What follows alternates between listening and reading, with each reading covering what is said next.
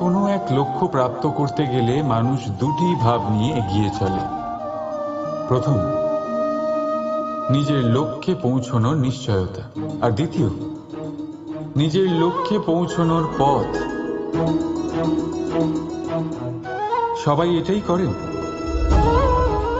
কিন্তু সবাই নিজের লক্ষ্যে পৌঁছতে পারেন না। কেন? কারণ লক্ষ্যে যখন পৌঁছানো যায় না, মানুষকে কিছু বদলাতে হয়। কেউ নিজের নিশ্চয় লক্ষ্য বদলে ফেলেন, কেউ নিজের পথ। যারা নানান পথে চেষ্টা করতে থাকেন তারা সফল হয়েই যান, কিন্তু নিজের নিশ্চয় লক্ষ্য যারা বদলান, সাফল্যের স্বাদ তারা কখনোই পান না। তাই নিজের নিশ্চয় লক্ষ্য কখনো বদলাবেন না, কারণ নিশ্চয় লক্ষ্য হারালে পূর্ণিমার রাতেও চন্দ্রগ্রহণ দেখা যায়। নিজের নিশ্চয় লক্ষ্য বজায় রাখুন, আপনি সাফল্য অবশ্যই পাবেন। রাধা রাধা।